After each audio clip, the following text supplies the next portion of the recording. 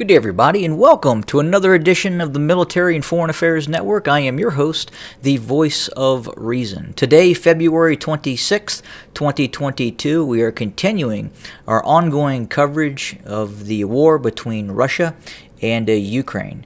And I apologize for not putting up a late night video yesterday. Ran into some IT challenges, and they have since been corrected, and now we're back up and running again.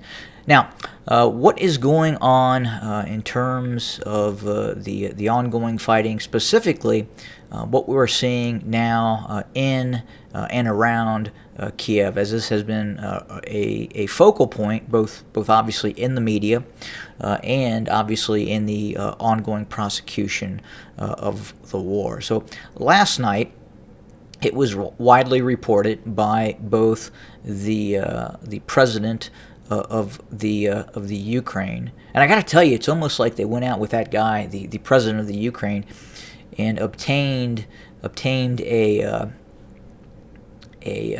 actor who had played the president on some sort of a Hollywood television program, and now he's actually president. But that can never happen, could it? Anyway, forgive my humor. So the operations that we're now seeing in and around Kiev are really not full-blown attacks as were indicated on many of the mainstream media programs last night. What we saw yesterday and late last night was prepping the battlefield, prepping areas close to Kiev and other areas around Kiev with artillery strikes and air-to-ground strikes and rocket strikes, grad strikes.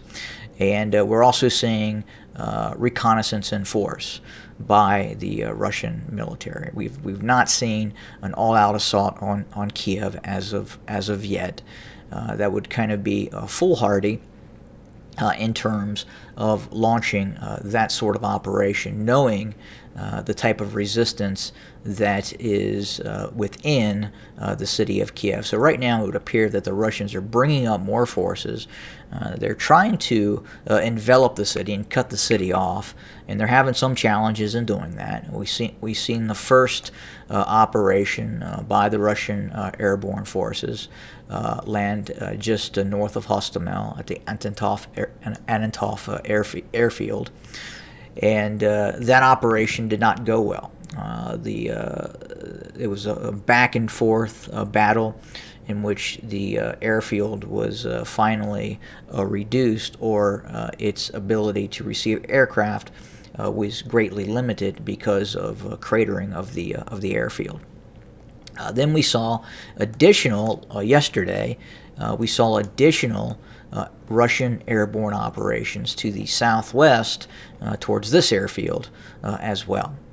And that operation appears to be still underway. There's been reports of at least two, maybe 1 to 2 Russian transport aircraft carrying paratroops that were possibly shot down. Now, we cannot confirm that, but that is what is being reported by the Ukrainian side. And you have to understand there is a great deal of propaganda at work right now on both sides of the equation. So you're not, if you're listening to the mainstream media, and especially some of the stuff that's coming out both with the Russians and obviously the Ukrainians too, you're not getting entirely truthful information. The Ukrainians are actually doing a very, very good job right now of attempting to motivate both its populace and the Western world.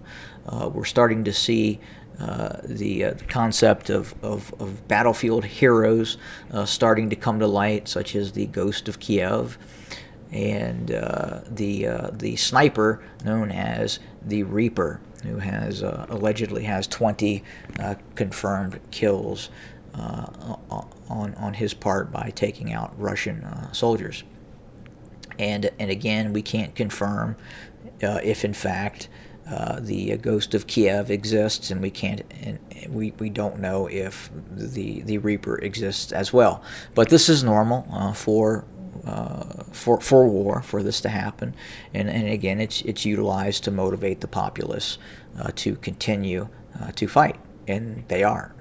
By what we're seeing right now, the Ukrainians are putting up rather stiff resistance, probably more resistance than the Russians had anticipated, or they probably had anticipated it, but I don't think that was messaged down to some of the frontline units that are now engaged in some of these firefights with the Ukrainian military.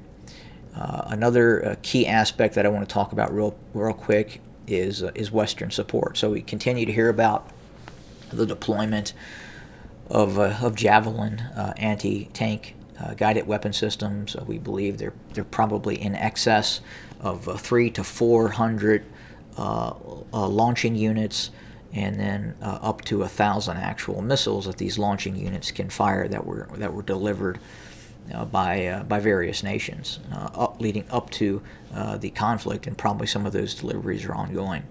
Obviously, you have the in-law from the United Kingdom, but what is probably helping the Ukrainians the greatest is real-time intelligence updates. So in all probability, the Ukrainians are receiving information from the United States, NSA, CIA. There's most definitely CIA operatives on the ground embedded with some of these Ukrainian military units that are giving the Ukrainians real-time battlefield information on the maneuver units of Russian formation. So that is allowing the Ukrainians to call in fairly accurate artillery attacks and multiple launch rocket system attacks as well. And that is causing the Russians some problems. And again, while the Javelins are obviously something that is a great threat to the Russians, the greatest threat is the real-time intelligence that the Ukrainians are receiving from the United States and their Western partners. And that is what is really causing the Russians havoc right now, because as the Russians launch these operations, such as these airborne operations, the West, the United States, is letting the Ukrainians know they're coming. So then they can direct forces, maneuver forces, to these locales and then fight the Russian army as it appears. And that is a great advantage that the Ukrainians have at this point. If they did not have that information coming in, that situational awareness, things could look a lot different right now. Another big issue right now is the performance of the Russian Air Force. They do not have targeting pods. They do not utilize precision-guided weapons to the extent that the West uses those systems. And right now, the Ukrainian military is still able to maneuver. Yes, it is getting attacked from the air, and there has been Ukrainian columns that have been attacked by Su-25s, Su-24s, Su-34s. But at the same time, the Ukrainian military is still able to maneuver in battalion set groups and counterattack some of these Russian positions. So day 2 in the war, and that, quite honestly, I was still expecting that. I don't think that will be degraded until a few more weeks, if the fighting continues that long, and some other arrangement has not been met. But that right now is the status around Kiev. Again, reconnaissance in force, multiple airborne operations. We don't know if either of these have been successful. We know that finally the Russian mechanized forces came down here and relieved the VDV forces that were engaged with the Ukrainian forces, and that's what finally drove off the Ukrainians from Hostomel. But again, that's the current status. We also know that, or we've heard that the Russians are attempting to come down the east side, but that information is very, very hard to come by. We've heard that some bridges have been blown from East Kiev into West Kiev, and again, the Russians are attempting, are going to have to eventually come down here towards East Kiev as well. But as we work our way around in a clockwise manner, the fighting continues around these routes of advance by the Russian military. Again, they're having problems in the bigger cities, as that's where a lot of these Ukrainian combat groups have moved to. We know that the Ukrainians have moved some of its heavy artillery into these cities and are firing artillery from the cities itself. And a lot of these combat units from the Ukrainian military are now operating in these cities, attempting to draw the Russians in and then quite possibly ambush them. And as the Russians maneuver around the cities, attempting to attack those columns with longer range anti-tank guided weapon systems, or having tanks come out of the cities and engage some of those Russian columns. So a very, very tricky situation right now for the Russians, and this should have been should have been anticipated, and obviously is quite a bit of a challenge right now. And again, what we're seeing here in the east again is traditional large frontal operations by the Russians, attacking along a broad front, hoping to achieve breakthroughs along this very, very vast front, quite possibly with an anticipation of then bringing in tactical and strategic reserves to exploit some of these setbacks by the Ukrainian military and breakthroughs by the Russian military. But again, that's kind of the status on what's happening right now. Still very early in this conflict. Again, we're into day 3 now, and it obviously is going to continue for some time. Same in the south as well. Initially, we observed quite a bit of a successful breakthrough by Russian forces coming out of Crimea. At that point, it looks like the Ukrainian military started to receive very accurate intel information from the West on the movements of Russian forces. And the Ukrainians were then able to maneuver towards these areas where the Russians were moving to, in some cases counterattack, and in some cases head them off. We've heard about another airborne operation in this area.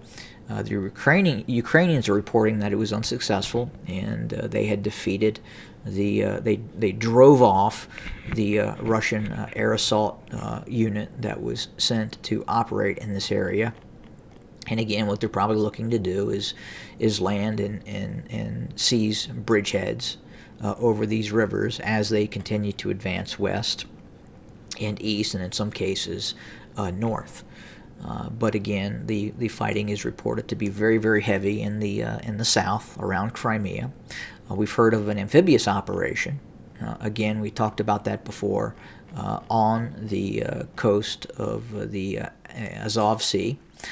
Again, even TASS reported that, the actual Russian military itself reported that the Russians had landed, and we were also hearing that from the Department of Defense as well.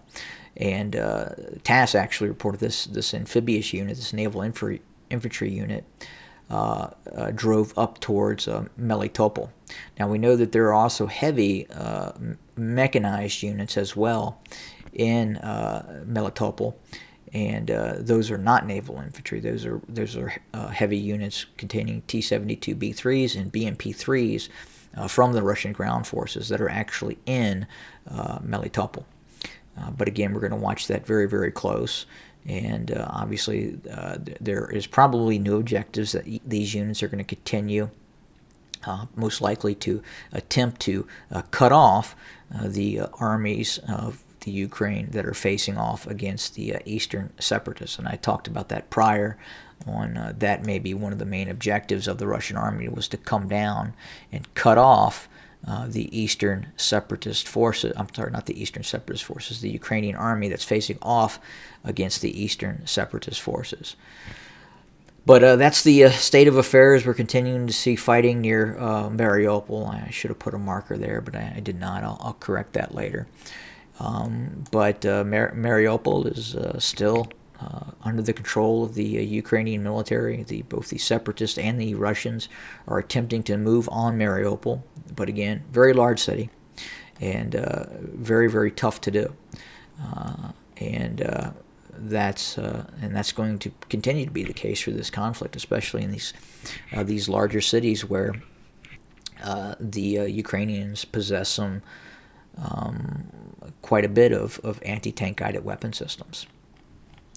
And the big issue right now, I think, in terms of where this eventually goes, in terms of the world, is the continued supply by Western countries to the Ukraine, delivering some very advanced weapon systems that are really causing some issue with the Russians, and at the same time the intelligence that is being provided to the Ukrainians as well.